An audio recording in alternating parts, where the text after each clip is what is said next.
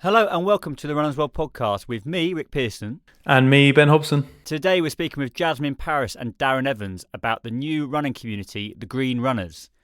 It's such an important topic that we're talking about today with the Green Runners, which is essentially how we can make ourselves as runners more environmentally friendly. And the Green Runners is a running community based around that.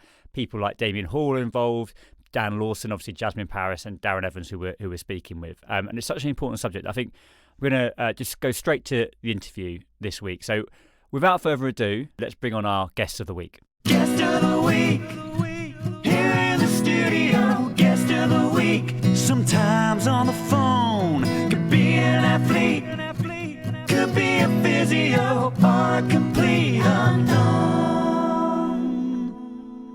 So we're here with Jasmin Paris and Darren Evans, and we want to talk about the environmentally friendly running community, Green Runners. So Darren, can we start with you? What exactly is Green Runners? Green Runners is a community that is working towards making the planet fitter, basically. It kind of all started around COP26. There's a real link there between the initial founders. So Damien had a group called XR for Runners, or Runners for XR. I wrote an ode when I retired a couple of years ago. I wrote an ode about Dan Lawson's Le Jog attempt, and we connected. And he passed me on to Damien, and I wrote this ode for COP26. And Damien thought, "Wow, let's put this to video." So he got some of the guys from Runners for XR to kindly video some parts of the video, and we put the video together and we did it, and we launched it for COP26, and it was amazing. Jasmin was on it, Damien was on it, Dan Lawson, Jim Mann, Charlie Harper, Finley Wild, who's obviously just broke the recent FKT for the Paddy Buckley. That's kind of how it all started, and then COP26 came and went, and if we're honest, we were disappointed with some of the actions that came out of COP26. So we kind of got together, and I actually looked back recently on the first date that we set up the Green Runners on the WhatsApp group, and it was November the 25th. So everything is relatively new. It's really new. We've only been going 4 or 5 months. So yeah, that's kind of how it all started, and then it kind of just grew from there. A few of us started the conversation and started the community, and the other thing as well is there are runners who love the environment, but there are also environmentalists who love to run. So we've got a real broad experience, and I think we're all learning from each other, and we have done over the last few months. When you the aim of this community, and when you sort of came together, because obviously like-minded people, the same issue that you want to raise, what made you sort of feel that it was necessary to do it, aside from sort of everyone just carrying on and trying to do the best that they possibly could individually? Why was it sort of necessary for you guys to sort of come together and have a sort of centralized sort of thought ethos? I guess with Dan and Charlotte and Rerun Clothing, what they do is amazing, but they can't do it on their own. Damien and Jasmin can inspire other people, but they can't do it on their own. And there was a real feel that we need to create this community of like-minded people that can share their experiences and try and engage with others who maybe aren't thinking that way, and trying to get them on board and to just give them the confidence to be able to do something, which is why we came up with 4 pillars. Can we talk about it's 4 pillars, isn't it? It's how you move, how you kit up, how you eat, and how you speak up. So starting with the first one, maybe Jasmin, for you, as far as how you move, are we talking about how you travel to races? What's that pillar involve? Yeah, absolutely. We're talking about how you travel to races as runners, but I guess how you travel to training and just generally, expand it into kind of all areas of your life, I think. But specifically as runners, I guess one of the big ones would be how you travel to races, and then that comes down to all sorts of things in terms of traveling abroad, whether you can go by other means than flying, and then on a kind of more local basis, whether you can, for example, get public transport to a race. And then it comes down to things like whether race organisers can change race times to make them more accessible for people to use public transport, or as Darren recently organised a race where he put some shuttle buses on from the train station, for example. And it's little things like that as runners, and just everybody can get involved in that sense, because they can, if they badger their race organiser to consider the start time of a race and how that fits with local public transport, then those are kind of changes that actually will make a big difference once they're added together. And that's why we were really keen to get to make this a kind of movement in terms of the running community. Yeah, certainly, like the races that I've attended that have been local to me, that I've walked to, or basically or got to by bike or wherever it is, have been the races that I've probably started with the least stress. And I think that's where sort of an element of it, which perhaps people, when we talk about sort of traveling there and not going by car or something like that, it's not, there is a sort of another side to it, which is this, I arrived there feeling quite loose and refreshed and not like worn out by the journey there. So there's sort of a double edge to this whole thing. It's like there's another benefit. Yeah, and some of the real Lake District kind of legends in terms of racing cycled to all their races, turned up on a bike and then cycled 10 miles home again. So it's not like it's incompatible with being an elite runner as well. Yeah, so love that. if you can get there, if it's not like 200 miles away, I guess. No, these days people will do that. what about the kit side of things then, Darren? What can people do as far as maybe buying less kit, but also elongating the kit they have, perhaps? Yeah, I guess Rerun have a motto that the most sustainable kit is the one that you're wearing, and just trying to make it last as long as you can by using, reuse, repair, recycle, and reduce. So you can actually repair the uppers on your trainers. So just because they have a little hole in them, it doesn't mean that they then have to go into landfill. There are ways to hack and make your trainers last longer. I went over to Rerun with Dan, and he showed me how to repair them with rock tape and a glue called Elastic Fantastic. And I had an old pair of Innovates that were ripped on both sides on both shoes that had done about 600 miles, and I'm still using them now. And it just shows that if you just rethink about your purchases or the kit that you've currently got, whether that's buying from Rerun or buying from eBay, and reducing the amount of overconsumption that we've all been guilty of in the past, it can make a real difference.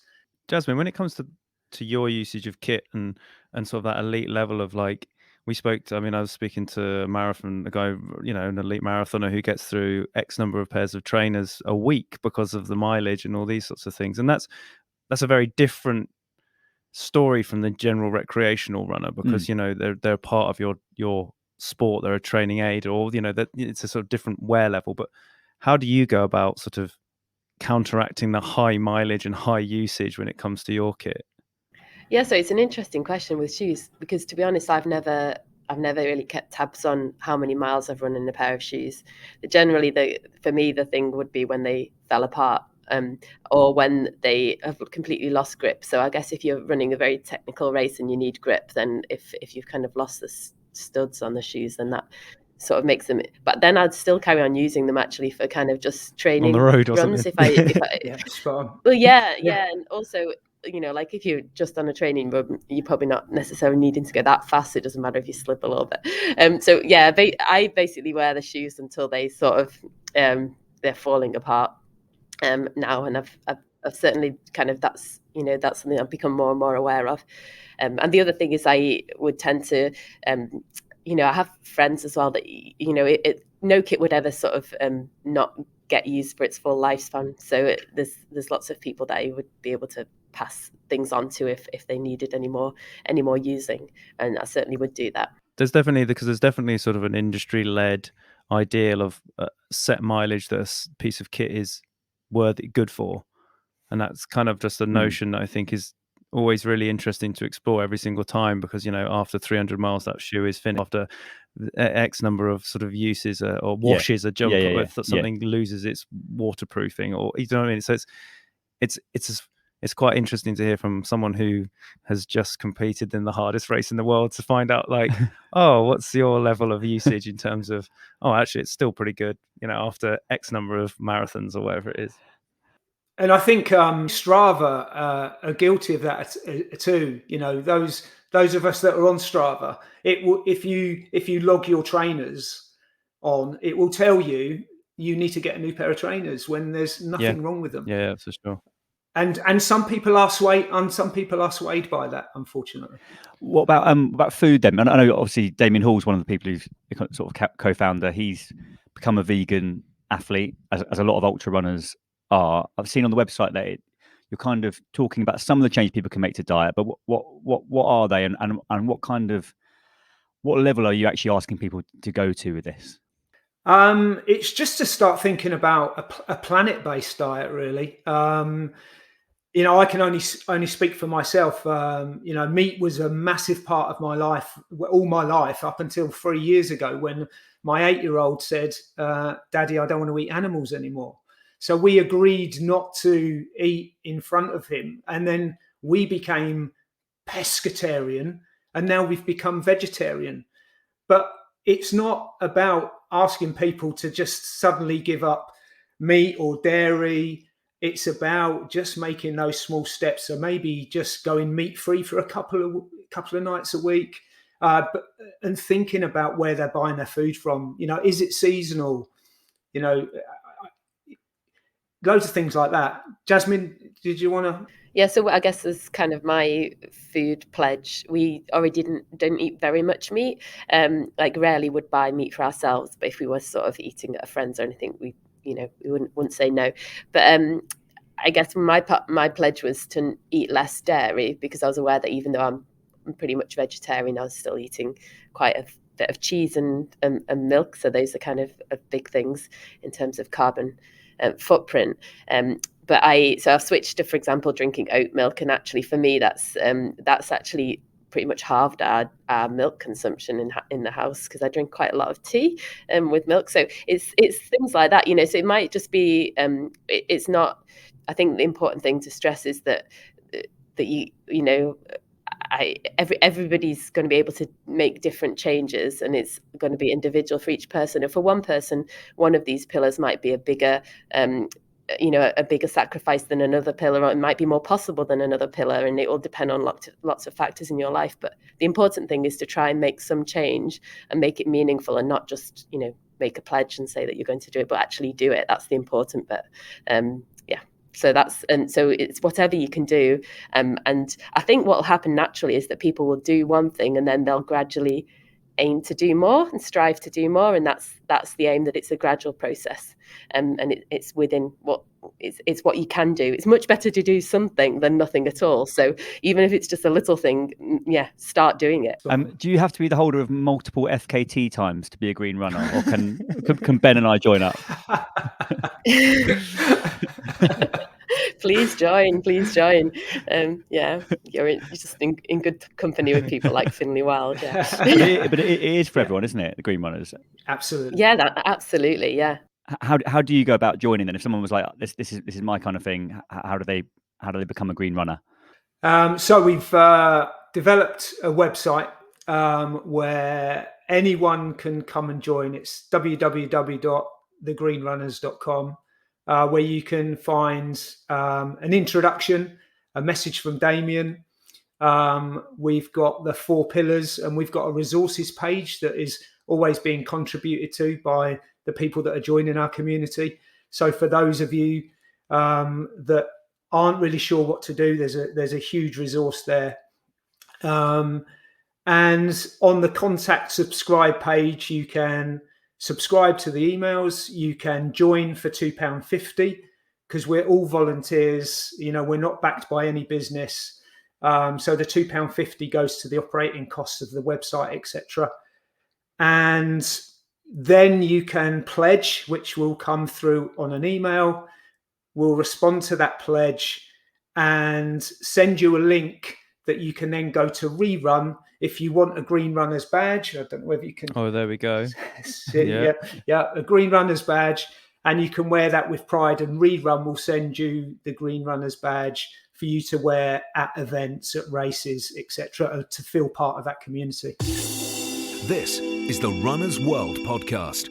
The website is a fantastic resource. I think this is one thing to stress. Like, it's all well and good, some, popular runners turning up and telling everyone to sort of, change their ways, and these are very good causes and you should get involved. But anyone who's listening, please do go to the website, because there's there's a genuine ways that how you can get involved. It's not just a sort of overarching campaign where there's some nice ideas. This is like active things that people can do.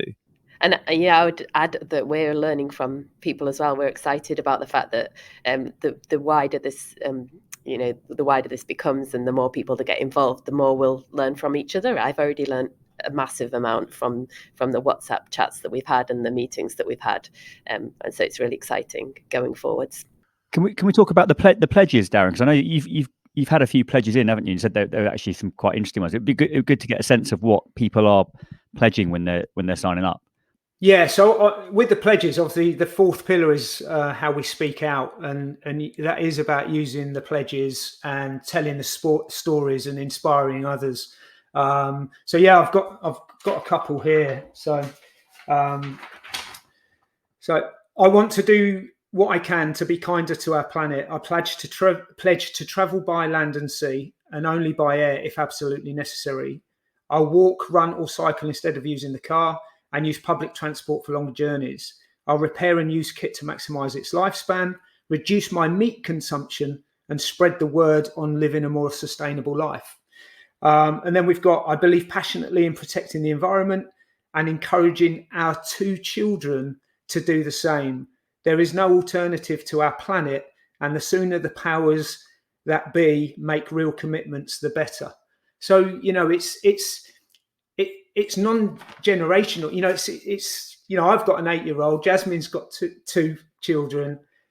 It's about what we're doing to try and inspire others to engage and then make it better for our children. So for me, that's a real driving force. Absolutely, for sure. I think that's probably crucial for lots of people listening, is that there is just not a sense of just yourself and doing things for your own being, and actually the greater picture.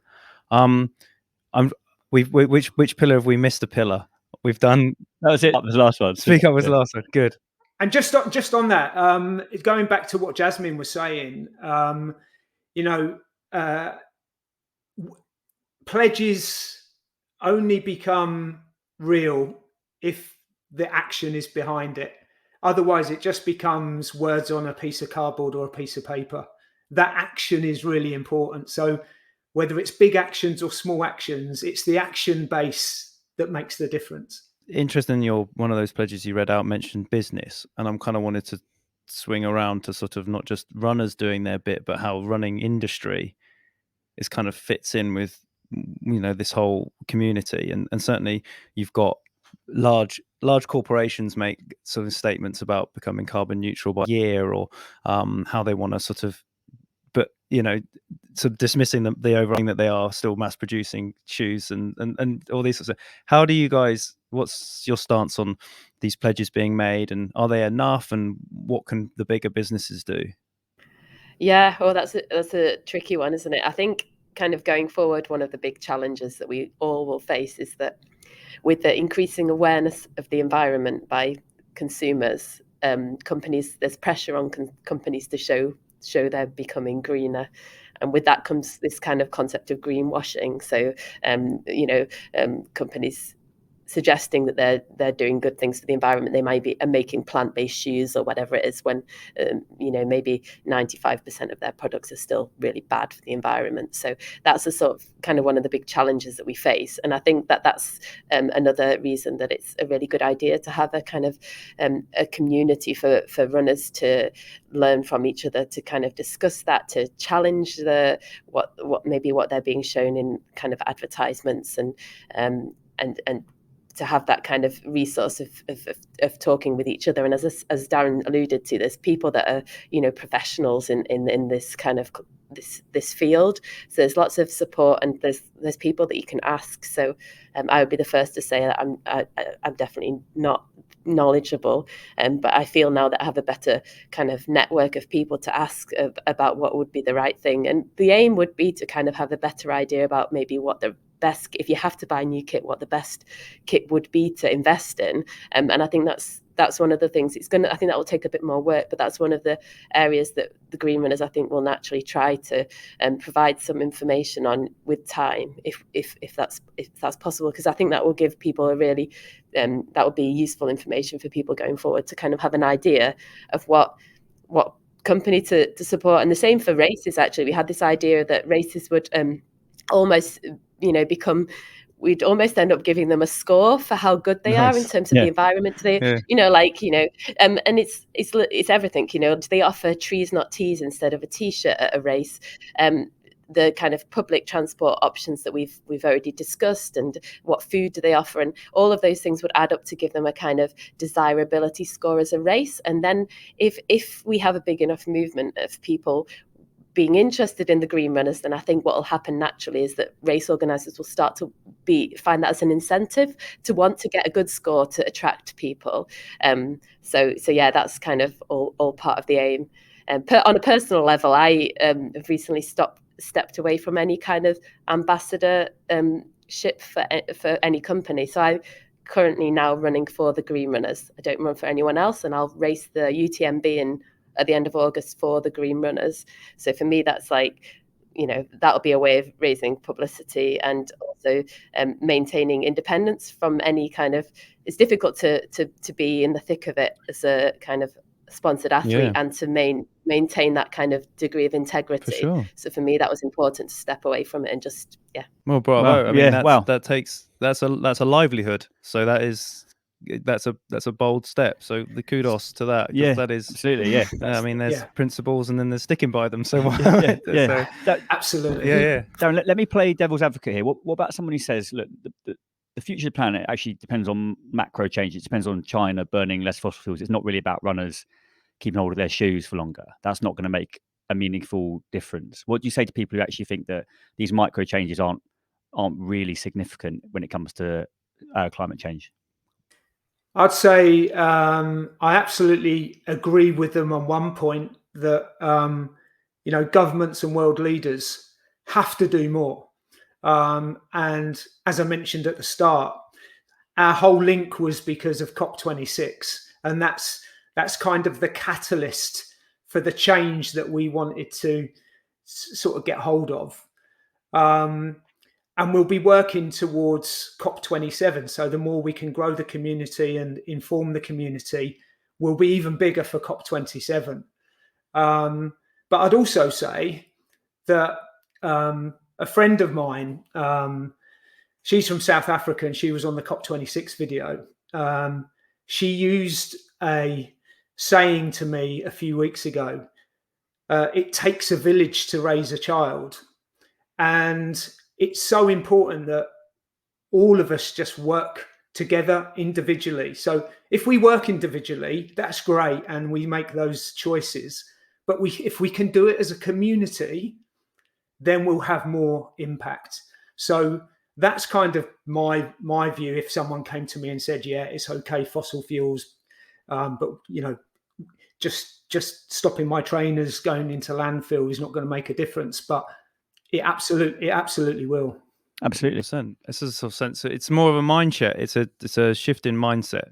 It's not necessarily that there's your individual action is going to do enough, but if you are actively involved in making those changes on a personal level, and that influences another person, and that influences someone else, then the chain reaction is what is needed to get to the end result, rather than that sort of, of course, my keeping my pair of shoes makes very little difference. But if I'm telling someone I'm doing that and then they do the same thing, exponentially, hopefully, that's where the change comes, and it becomes more of an issue for people. And then if people become impassioned by it, they're more likely to be more active against it. Absolutely. Can I ask just a couple more questions? I'm interested on travel because, I mean, the UTMB is an interesting point, Jasmin. I don't know if you're going to have time to get the train down there, for instance. It's probably that's the plan. That's really impressive. But there's going to be races, aren't there, that people on people's bucket lists that are like, okay, it's not feasible to not fly. I mean, what is the Green Runners take on that? Is it basically flying's the last resort, but there are occasions in our lives where flying is actually something that is just a sort of necessary evil? Or is no race that important? Oh, Ben, right? Oh, curveball. I think it's a really good question, and I think within our community, there'll definitely be people that feel that there should be no race that's worth flying to. But I think that, again, this is one of those things. I think for everybody there will be a different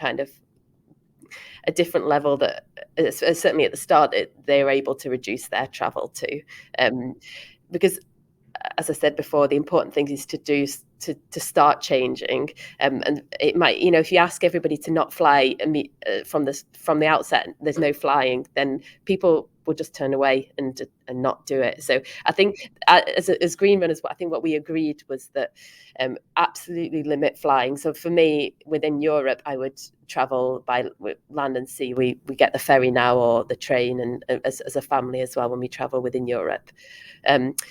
Go away for a longer period. If you go away, try to make it worthwhile. So go away for a block of a really sort of make it worthwhile. And certainly from my personal point of view, I didn't apply to Hard Rock because I'd felt that I'd traveled to Berkeley and I couldn't fly to the US twice in 1 year. I didn't feel that was justified. And I absolutely, agreed to being a climate hypocrite from the point of view that I flew to Berkeley, and now I'm talking standing up for the Green Runners. But from my point of view, as I say, I made that decision not to apply for Hard Rock and not to fly to any other races. So I think the aim, the big kind of take home points would be, if you can, don't fly. If you need to fly, then really try to make the most of it and make it for a real special race or a special occasion. And if you do fly, then offset it. Offset it. I think we agreed with as well. Well, I mean, how much carbon does a flight generate? What do you need to offset it with? Yeah, what do you have to? What would be like if someone flew to, let's say, they're flying to the south of France? What's that? What? How do you offset that? I have no idea. Maybe that's on your site. Go to the Green Runners. It's on the Green Runners site, and it will be on there. Yeah. So I actually was chatting recently to Jim Mann, who's looked at this quite a lot. So I think I asked him about I think carbon offsetting is I don't know if I said climate offset, I meant carbon offset. I think is an area that there's lots of companies and that not necessarily all of them are kind of legit or very good. His recommendation was Climeworks or Charm Industrial as being a kind of better. This is not something we've discussed as Green Runners, though, so I don't want to, that was just my personal kind of research into what would be the best carbon offsetting schemes to use. But I think the first line would be to try and not generate the carbon in the first place.